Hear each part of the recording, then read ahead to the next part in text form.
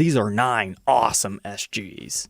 Welcome back, troglodytes, to your daily dose of guitar information, the Trogly's Guitar Show. We're going to kick things off with a 62 LP SG, formerly owned by Link Wray, you know, the guy who played Rumble. This thing is fascinating to say the least. It's got heavy arm wear, it's got nicks and dings, it has so many modifications. Let's see what we can spot. A normal 62 SG would look like this. Covered pickups, ABR1 bridge, sideways vibrola, reflector knobs. It's basically what we know and love yet today. However, swapping over here, things have definitely been changed. We have the removal of the trem system. So no more sideways vibrola, which isn't the most reliable way to get a warble effect. It's been replaced with more of a later 60s melody maker style, which was kind of an interesting choice because in doing that, they really increased the string length because for whatever reason, they put it all the way down here, probably to hide most of the existing screw holes. So this does have a slight effect, or you could also opt to put a pickup right here and have resonant frequencies depending on what style of guitar you're playing. But for Link Wray's style, I don't think he was going for that. We've just got like some sort of a leftover sticker residue or something, and the filled in holes from the original vibrola. Looks like we still got the original knobs, maybe some light cracking by the output jack, kind of hard to see, that's pretty common on those. But our pickups now, the covers have been removed and the neck pickup is upside down. But our next feature here that makes me scratch my head is,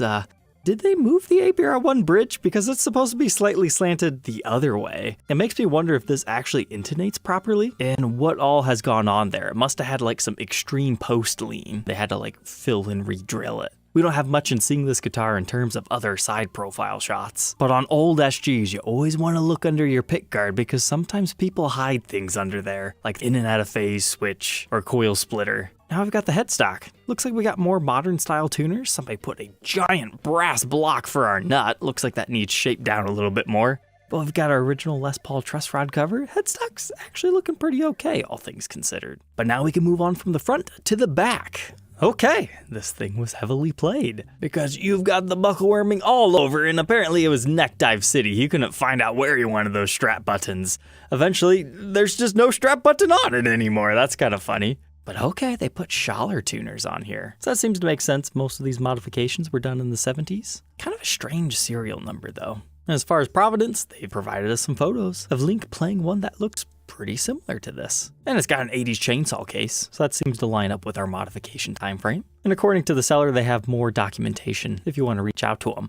But now you're probably curious, how much is this guitar worth? The quick browse on Reverb, the first 2 years of SG's LPs, this guy's asking 17, 24, 30. As far as recent sales, seems to be around that 20-ish range. But they're asking $116,000. Most of that coming down to the premium of who used to own it and play it. Whether it's worth that or not, I'll let you decide. But the first time I saw this listing, I instantly thought Jimmy Page would like that guitar because he's a big fan of Rumble.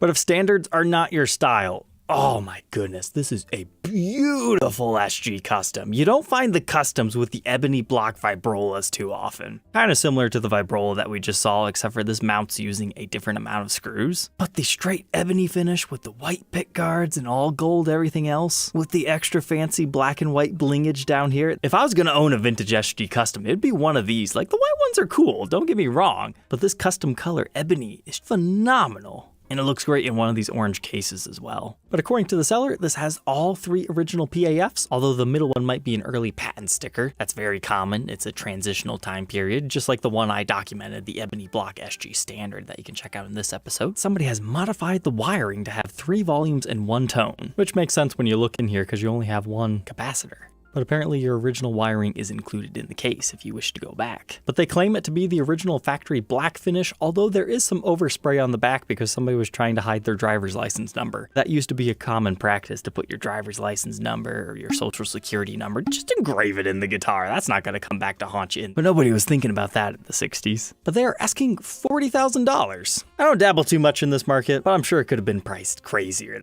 On the topic of early SGs, here's a strange one by Rudy's. So we've got black pickguard with what almost looks like a brand new white finish. They removed the vibrola, probably filled in the holes before the refinish, so you can't even tell it was ever there. Our stop bar tailpiece is slightly askew, but at least it looks like our ABR1 bridge is relatively place correct. But there's many reasons to refinish a vintage SG, one of them mainly being there's cracks, breaks, and repairs underneath it, and it needed to be refinned to make it look good again. But for me, I don't know what they did with this headstock. It doesn't look good anymore. They have single ply binding instead of the multiply. It reminds me of the 2013 Gibson SG Deluxe. Those things always look kind of fake to me. And this one has that same thing going on. It's not my favorite vibe, although I'm pretty sure it's really just the multiply binding that's different.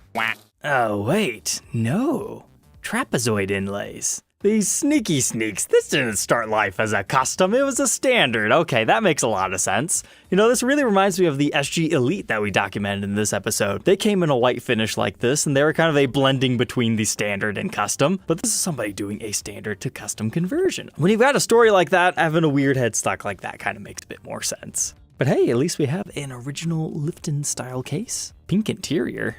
And if we read our description here, it pretty much lines up with what I was able to deduce by looking at it. They're even saying it looks like it probably had a heel repair. So yeah, that's why they did the conversion. They're like, we gotta refinish it anyways, might as well make it cool. But how much are they asking for this? Initially, $12,500, but that has now been brought down to $10,500. But if those were out of your budget, true 60s isn't your thing, now let's get into the 70s. Diablo guitars. They took in two awesome early 70s SGs, back when they still had almost late 60s like configurations. Beautiful wood grain. Some old SGs do have the grain train station stuff going on, and yeah, I've never seen an SG exactly like this. This side, yeah, that's pretty more common, but this has like a ringiness to it that's way larger than you see. But you got your 64 style vibrola, witch hat knobs, full bat wing guard. But then when you flip it over to the back, you get even more stuff going on. It reminds me of my haunted Les Paul standard because of these dark areas within the wood grain. It really enhances the evil factor. But you're starting to get your wider headstock. You've got your volute.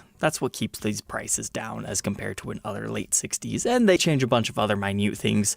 Oh yeah, and this devil guitar can shapeshift into this weird thing. No, that's just a photo collage. Well, that's pretty sweet. And they're asking $7,000 on that one. But if straight up cherry's not your style, it looks like this one might have faded, or maybe it started a different color, maybe it had a refinish. I'm not entirely too sure. I don't have a lot of experience with the early 70 SGs. But this has got almost a nice tobacco-like burst to it. It's got nice wood grain as well, but not quite the same as that cherry red one. But okay, now looking at it at this angle, it looks like just a normal walnut one, so yeah, it's probably all right. It was just that dark lighting angle that was throwing me off. Yeah, that one's pretty sweet too. It wouldn't surprise me if both of these came from the same collector, liquidating some of his collection for something else. But ooh, that's got a lot of nice wear and tear to it as well, including the finish checking. And it's got all the specs that keep it cheap, just like we were talking about. Well, cheap in a relative sense. This one is $6,000. But if true vintage isn't your style, let's look at 4 modern ones. So here's an SG Modern offered by Huber Breeze Music. Now do you see what I'm gonna point out here? This side's dark, and this side's light. Now, what causes that is the angle of reflectance within the wood. I'm not sure what all the nitty-gritty details are. I'm sure somebody can fill us in the comments. But if you don't match that up, sometimes you can get these weird angles where there's like a dark and light side. And sometimes it truly is just the photo angle. Like this is looking at it from slightly above. Like if you were to change your viewing angle, it would probably look just fine. But these stock photos are not really doing this shop any justice. But at the same time, you want people to understand what they're buying. Because look at it from this angle. It doesn't look that different, but your flame will never line up because of that. It almost looks like you've got a plain half and a super flame half. But at the same time, someone might dig that. It's like that really cool Spotlight Special. Super quilty, the other half, not so much. It can be endearing depending on who's buying it. But following that up, we have a high-performance SG. So the version that came right before the SG Modern, offered by a private seller in California. I had to click on this one because I could not understand what was going on with those pickups. Were that some weird EMG Zakk Wylde set that I wasn't familiar with that has weird ziggity-zags on it? No, that's just a reflection of somebody's blind. And don't let it fool you again. That's not some cool striped paint job or really crazy flame. It's just regular. And you want to know what's the crazy thing? The seller probably doesn't even realize what they've done with that. I get people asking me about certain reflections on some of my guitars that I have for sale. Our second to last one is just supposed to be beautiful. Being offered by Eddie's Guitars, it is a PSLSG. That stands for it's a pre-sold limited run, meaning Eddie's probably ordered like 5 or so of these, maybe in various colors. But it appears to be an SG custom with only 2 pickups, and they opt to have abalone inlays instead of your your regular mother of pearl, but you also get your flame maple top, which an SG doesn't normally have. They're typically solid body mahogany. And there we go, they were nice enough to give us a nice side profile shot. So you can actually see it's a big thick cap. It's not just a veneer. It's just as thick as the mahogany back. But of course our headstock also has the abalone. And we've got some nice wood grain back here with a cool custom shop case. It's available for $7,000. And our last one is actually from Music Productive Germany. This is another made-to-measure one where they took an SG standard, they gave it a cool custom finish, and changed up our inlays. Unfortunately, we've only got one photo, but let's see what we can tell here. It appears to be lightly aged. It's got the finish checking going all over. We have aged nickel hardware, but I really like the 345 style inlays, the split parallelograms. You could also say it's going after like a Gibson Dove. But that gold finish matched with the yellowed headstock, it works pretty well. Although the cream and gold is kind of a strange mix with the black, but it kind of works because those match with the finish and then the black matches the headstock. All right, Troglodytes, I hope you enjoyed our solid guitar featuring Bonanza. Don't forget to like, comment, and subscribe, and we'll catch you tomorrow on the next episode. Take care.